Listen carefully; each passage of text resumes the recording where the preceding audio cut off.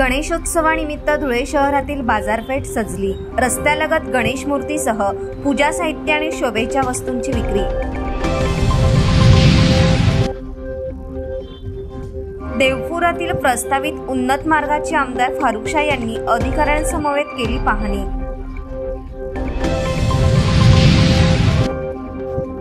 धुळे जिल्हा परिषदेत धरती देवरे यांच्या अध्यक्षतेखाली पार पडला आदर्श शिक्षक पुरस्कार वितरण सोहळा। कुख्यात नरेश गवळीवर MPDA कायद्याअंतर्गत कारवाई। 1 वर्षासाठी पोलीस अधीक्षक श्रीकांत देवरे यांनी केलं स्थानबद्ध। गणेशोत्सवानिमित्त धुळे शहरातील बाजारपेठ सजली। रस्त्यांलगत गणेश मूर्तीसह पूजा साहित्य आणि शोभेच्या वस्तूंची विक्री। शनिवारी दिनांक 7 सप्टेंबर रोजी गणेशोत्सवाला सुरुवात होत आहे। गणेशोत्सव घरोघरी आणि सार्वजनिक स्वरूपात मोठ्या प्रमाणात साजरा केला जाणारा सण म्हणून संपूर्ण जगात ओळख आहे। गणेशोत्सवादरम्यान 10 दिवस भक्ती आराधनेसह विविध धार्मिक, सामाजिक, सांस्कृतिक कार्यक्रमांचं आयोजन केलं जात असतं। त्यामुळे गणेशोत्सवाची सर्वांनाच उत्सुकता असते। या पार्श्वभूमीवर धुळे शहरात गणेशोत्सवाची बाजारपेठ सजली आहे। शहरातील अनेक प्रमुख रस्त्यांलगत गणेश मूर्तींची विक्री केली जात आहे। विविध स्टॉल्सवर अत्यंत आकर्षक, सुबक, वेगवेगळ्या आकार आणि मुद्रांमधील गणेश मूर्ती विक्रीसाठी उपलब्ध आहेत। बाजारातील या देखण्या गणेश मूर्ती सर्वांचे लक्ष वेधून घेत आहेत। गणेश मूर्तींच्या खरेदीसाठी नागरिकही गर्दी करताना दिसत आहेत। गणेश मूर्तींबरोबरच गणेशोत्सवात लागणाऱ्या पूजेचं साहित्य विक्रीचे स्टॉल देखील लावण्यात आले आहेत। तसेच गणेशोत्सवादरम्यान घरोघरी आणि सार्वजनिक ठिकाणी विविध प्रकारे आकर्षक सजावट केली जात असते। त्यासाठीच्या मखर सजावटीच्या आकर्षक वस्तू, मला लाइटिंग अशा विविध प्रकारच्या रंगीबेरंगी वस्तूही बाजारात उपलब्ध आहेत। एकंदरीतच गणेशोत्सवासाठी संपूर्ण बाजारपेठ सजली आहे। येणारे 10 दिवस अत्यंत भक्तिमय वातावरणात आणि गणेशोत्सवाची सर्वत्र धामधूम असणार आहे। मी महाराष्ट्र न्यूज चॅनलच्या बातमीपत्रास लाईक, शेअर, सबस्क्राईब करा। सोबतच बेल आयकॉन प्रेस करायला विसरू नका। पाहत राहा मी महाराष्ट्र चॅनल। देवपुरातील प्रस्तावित उन्नत मार्गाची आमदार फारुकशाह यांनी अधिकाऱ्यांसमवेत केली पाहणी। धुळे शहरातील देवपुरात असलेल्या LM सरदार हायस्कूल जवळ उन्नत मार्ग तयार करण्यात येणार आहे। शहराचे आमदार फारुकशाह यांच्या माध्यमातून हे काम होणार आहे। या प्रस्तावित उन्नत मार्गाच्या जागेची आमदार फारुकशाह यांनी अधिकाऱ्यांसमवेत शुक्रवारी 6 सप्टेंबर रोजी भेट देऊन पाहणी केली। लवकरच या कामाला सुरुवात केली जाणार असल्याचं आमदार फारुकशाह यांनी प्रसारमाध्यमांशी बोलताना सांगितलं। याप्रसंगी आमदार फारुकशाह यांच्या समेत MIMचे जिल्हाध्यक्ष नासिर पठाण, सईद बेग, माजी नगरसेवक साबिर सय्यद, साजिद साई, मौलाना शकील, डॉक्टर शराफत अली, छोटू मच्छीवाले, अनिश शाह, खालिद नोकिया, हाजी सत्तार शाह, इक्बाल शाह, मुख्तार शेख, अबुल हमील अंसारी, बबलूभाई शेख, हफीज शेख, माजिद पठाण, इद्रिस शेख, सऊद आलम, कौसर शाह, मोहसिन शाह तसेच परिसरातील नागरिक उपस्थित होते। धुळे शहरात पहिला पादचारी पूल आम्ही कमलाबाई कन्या शाळेजवळ बांधलेला आहे आणि त्याच धर्तीवर आमचे ह्या प्रभागातील नगरसेवक सईद बेग, तसेच नगरसेवक नासिर पठाण, नगरसेवक अब्दुल गनी डालर, कैसर पेंटर आणि आमचे इथले कार्यकर्ते यांची पण बऱ्याच दिवसापासून मागणी होती की जे कमलाबाई कन्या शाळेजवळ जे आपण पादचारी पूल उभारलेला आहे त्याचप्रमाणे LM सरदार हायस्कूलजवळ पण तो एक पूल आम्हाला बनवून द्यावा आणि त्यासाठी आम्ही अर्थसंकल्पीय बजेटमध्ये 1,70,00,000 रुपयाची तरतूद केलेली होती आणि तो काम मंजूर करण्यात आलेला आहे। आज त्याच्या पाहणीसाठी आम्ही सर्व सार्वजनिक बांधकाम विभागाचे अधिकारी, वीज वितरण विभागाचे अधिकारी, महानगरपालिकेचे अधिकाऱ्यांना सोबत घेऊन त्याचा पाहणी दौरा केलेला आहे आणि मंगळवारपासून या पदचारी पुलाचं काम सुरू होणार आहे। मी महाराष्ट्र न्यूज चॅनलच्या बातमीपत्रास लाईक, शेअर, सबस्क्राईब करा। सोबतच बेल आयकॉन प्रेस करायला विसरू नका। पाहत राहा मी महाराष्ट्र चॅनल। धुळे जिल्हा परिषदेत धरती देवरे यांच्या अध्यक्षतेखाली पार पडला आदर्श शिक्षक पुरस्कार वितरण सोहळा। आजच्या काळात समाज परिवर्तनातही शिक्षकांची भूमिका खूपच मोलाची आणि महत्त्वाची आहे. शिक्षकांनी विद्यार्थ्यांना चांगले संस्कार देऊन चांगला माणूस घडविण्यासाठी प्रयत्न करावेत, अशी अपेक्षा जिल्हा परिषदेच्या अध्यक्षा धरती देवरे यांनी जिल्हा परिषदेच्या सभागृहात आयोजित जिल्हा शिक्षक पुरस्कार वितरण समारंभ उत्साहात पार पडला. त्यावेळी धरती देवरे बोलत होत्या. व्यासपीठावर मुख्य कार्यकारी अधिकारी विशाल नरवाडे, उपाध्यक्ष देवेंद्र पाटील, शिक्षण सभापती सोनी कदम, महिला सभापती ज्योती बोरसे, कृषी सभापती हर्षवर्धन दहिते, अतिरिक्त मुख्य कार्यकारी अधिकारी चंद्रकांत पवार, प्राथमिक शिक्षणाधिकारी महेंद्र सोनवणे, माध्यमिक शिक्षणाधिकारी मनीष पवार उपस्थित होते. अध्यक्षा धरती देवरे म्हणाल्या, मुले घडविण्याची जबाबदारी शिक्षकांची मोठी आहे. शिक्षकांना इतर कामे करावी लागत असल्याची आम्हालाही जाणीव आहे. जिल्हा परिषद शाळेत अनेक गरीब विद्यार्थी असतात. त्यांच्या पालकांना त्यांच्याकडे लक्ष द्यायला वेळ नसतो. ते डोळे झाकून मुलांना शिक्षकांच्या भरवशावर सोडतात. त्यामुळे अशा विद्यार्थ्यांना चांगले संस्कार देऊन चांगला माणूस घडवावा, असं आवाहन त्यांनी केलं. कृषी सभापती हर्षवर्धन दहिते यांनी आशीर्वादऐवजी उत्कृष्ट श्रेष्ठ असे शब्द वापरण्याची विनंती करीत पुरस्कारासाठी कोणीही शिफारस करू नये, असं सांगितलं. प्राथमिक शिक्षणाधिकारी महेंद्र सोनवणे यांनी प्रास्ताविक, सूत्रसंचालन देवयानी वाघ, तर उपशिक्षणाधिकारी संजय विभांडिक यांनी आभार मानलं. शिक्षकाचे महत्त्व केवळ शाळेपुरतेच नव्हे तर आयुष्यातही महत्त्वाचं आहे. काळ वेळेनुसार शिक्षण व्यवस्थेत बदल झाले. शिक्षकांच्या अधिकारावर मर्यादा आल्या आहेत. पुरस्कारामुळे शिक्षकांची जबाबदारी वाढली आहे.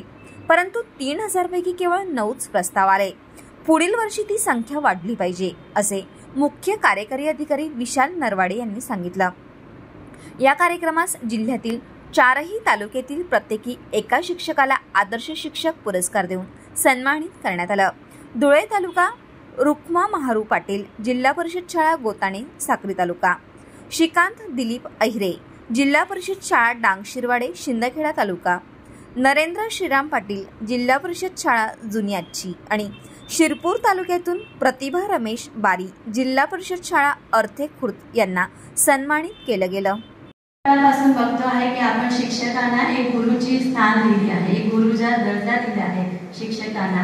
आणि शिक्षक हे समाजामध्ये परिवर्तन करण्यासाठी हे खूप मोठं घटक आहे.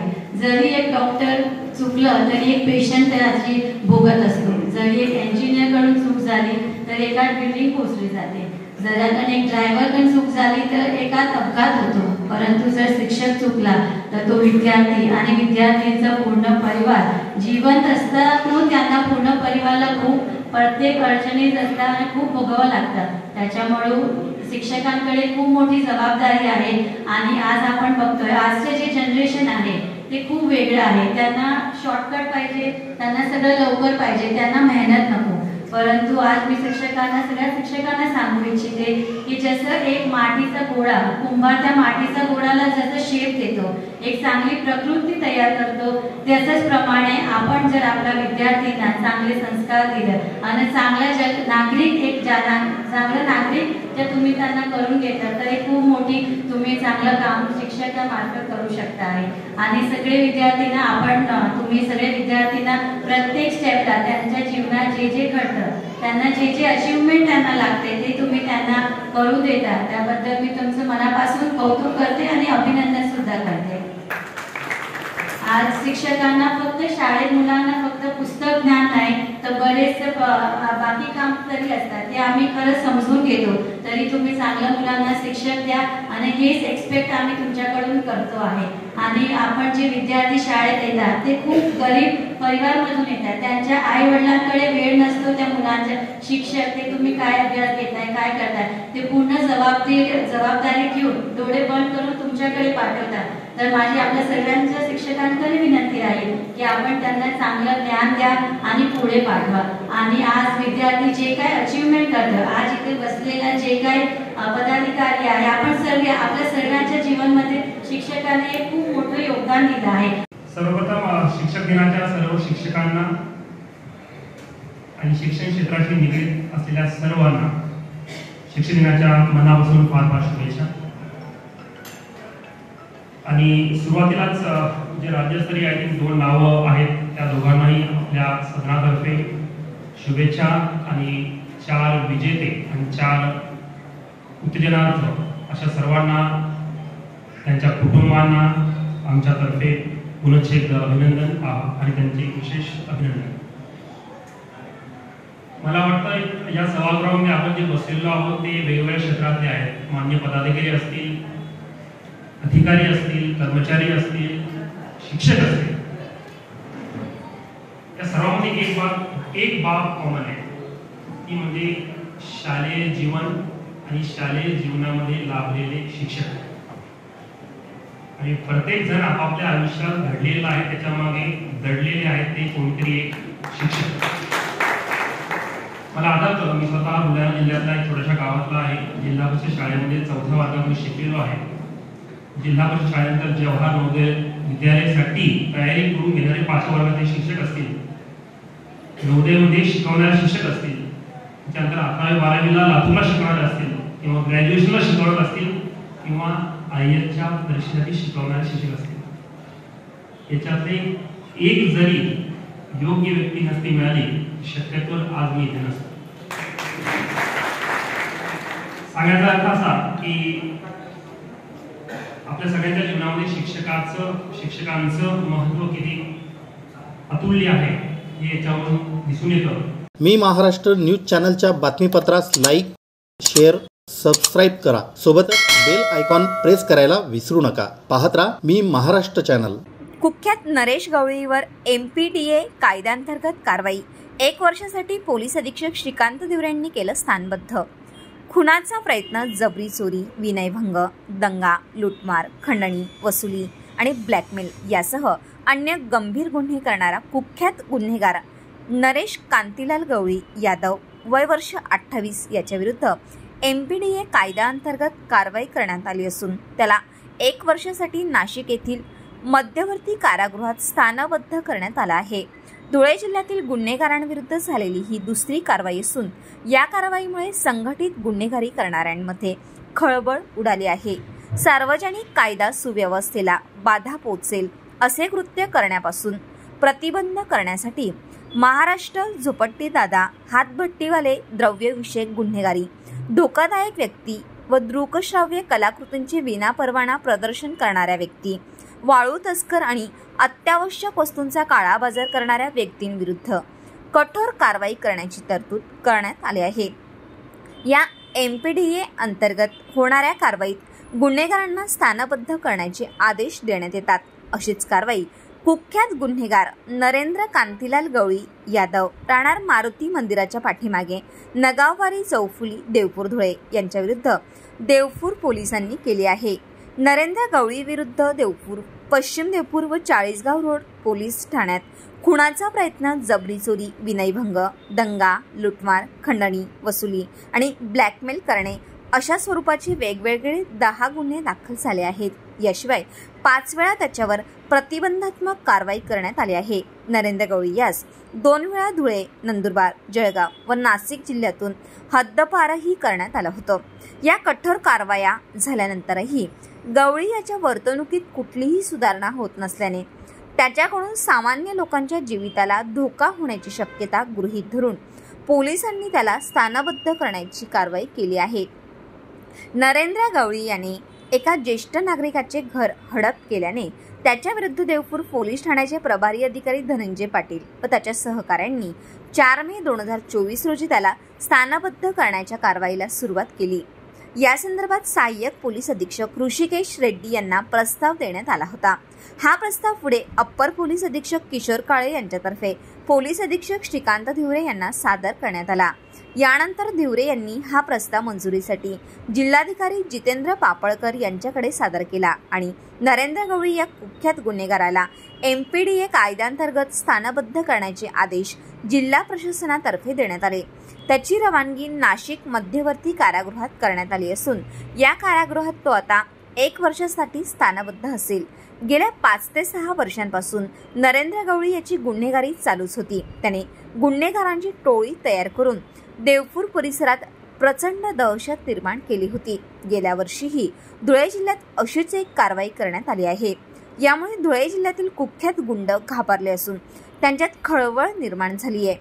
गुन्हेगारी नियंत्रणात आणण्यासाठी पोलीस प्रशासनाने उचललेले हे पाऊल सामान्य जनतेला सुखावणारे वाटले आहे. यानिमित्त विविध स्तरातून पोलीस अधिकाऱ्यांचे कौतुक होत आहे. या कारवाईत वरिष्ठ अधिकाऱ्यांसह देवपूर पोलीस ठाण्याचे प्रभारी अधिकारी धनंजय पाटील, साईनाथ तळेकर, राजेंद्र इंदवे, मिलिंद सोनवणे, भट्टू बैसाणे, महेंद्र भदाने, विजय जाधव, राजेंद्र हिवरकर, राहुल गुंजाळ, सौरभ कुटे, भटेंद्र पाटील यांच्यासह स्थानिक गुन्हे अन्वेषण विभागाचे पोलीस निरीक्षक श्रीराम पवार, संतोष शिरे यांनी विशेष सहभाग घेतला. निवासी उपजिल्हाधिकारी नितीन गावंडे यांच्यासह त्यांच्या अधीनस्थ अधिकारी व सहकार्यांनी या प्रस्तावाच्या पूर्ततेसाठी व मान्यतेसाठी विशेष परिश्रम घेतल्याचे सूत्रांनी सांगितलं.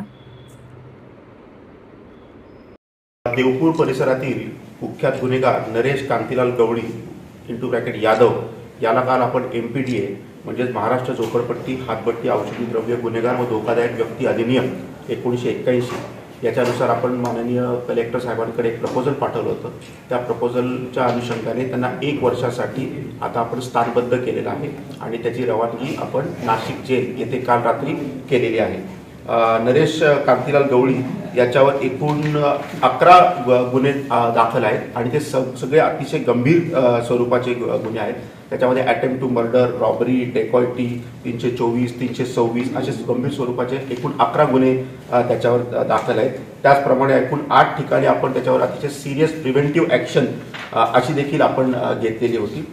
एकंदरीत पाहता आरोपी नरेश गवळी याच्यावर कोणत्याही कायद्यान्वये त्याच्यावर सुधारणा होत नव्हती. याचा शेवटचा पर्याय म्हणून त्याला MPDA अंतर्गत आपण 1 वर्षासाठी DM साहेबांच्या ऑर्डरप्रमाणे आपण स्थानबद्ध केलेलं आहे आणि आता तो नाशिक जेल येथे आहे. मी महाराष्ट्र न्यूज चॅनलच्या बातमीपत्रास लाईक, शेअर, सबस्क्राईब करा. सोबतच बेल आयकॉन प्रेस करायला विसरू नका. पाहत राहा मी महाराष्ट्र चॅनल.